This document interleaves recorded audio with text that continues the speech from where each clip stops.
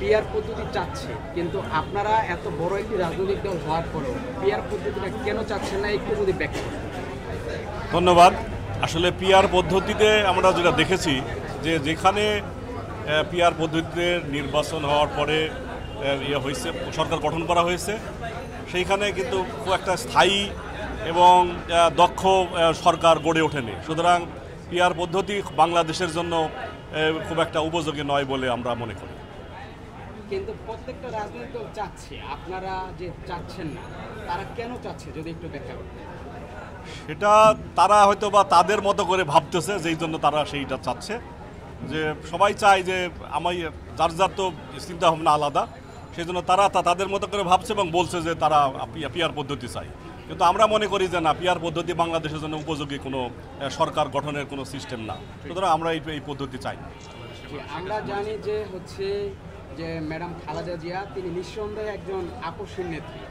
তার যে ৮০তম জন্মদিন পার হয়ে ৮১তম বয়সে যে তিনি প্রদর্শন করলেন, এই যে তার যে একটা রাজনৈতিক বিশাল বড় কেরিয়ার, এই কেরিয়ারে তার যেই পদচারণা, এখানে আপনি তার এই পদচারণাটা কীভাবে দেখছেন? আমরা আমাদের বাংলাদেশের গণতন্ত্রের যিনি নেত্রী, গণতন্ত্রের যিনি মূর্ত প্রতীক, আমাদের গণতন্ত্রের মা, উনি বেগম খালেদা জিয়া, ওনার দীর্ঘ জীবনের সময় উনি বাংলাদেশের গণতন্ত্র প্রতিষ্ঠা করার জন্য লড়াই করে চলছেন এবং উনি তার গণতন্ত্রে লড়াই করতে গিয়ে তার এক সন্তানকে হারিয়েছেন। এবং আমি আশা করি যে ওনার নেতৃত্বেই বাংলাদেশে আবার গণতন্ত্র প্রতিষ্ঠা হবে, এই আশাবাদ ব্যক্ত করছি। এবং আশা করি যে অচিরেই আমরা একটা বাংলাদেশে গণতান্ত্রিক সরকার দেখতে পাবো, যে সরকার গণতন্ত্র বাংলাদেশের মানুষের ভোটের মাধ্যমে প্রতিষ্ঠিত হবে এবং বাংলাদেশের মানুষের জন্য কাজ করবে। আচ্ছা, আমরা দেখতে পাচ্ছি যে ইতিপূর্বে আপনাদের সাথে বাংলাদেশ জাতীয়তাবাদী দল বিএনপির সাথে বাংলাদেশ জামাত ইসলামের একটা সম্পর্ক ছিল, কিন্তু আপনাদের সাথে যে পিআর পদ্ধতি, এটা নিয়ে সম্পর্ক ছিন্ন হলো। এখন আপনারা এটাকে কিভাবে দেখছেন? তারা আপনাদের সাথে সম্পর্ক ছিন্ন করলো, এটা কারণটা কি? সেটার কারণ তো তারাই বলতে পারবে, তাদের এক একজনের উদ্দেশ্য এক এক রকম থাকে। সুতরাং তাদের উদ্দেশ্য নিয়ে তারা চলছে। বাংলাদেশ জাতীয়তাবাদী দল বাংলাদেশ জাতীয় দলের উদ্দেশ্য নিয়ে চলে। সুতরাং যেহেতু পথ আলাদা, উদ্দেশ্য ভিন্ন ভিন্ন হতে পারে, সেই জন্য মত পার্থক্য থাকতেই পারে, মতপার্থক্য থাকবে এবং এটার মধ্যে দিয়েই চলবে ইনশাল্লাহ।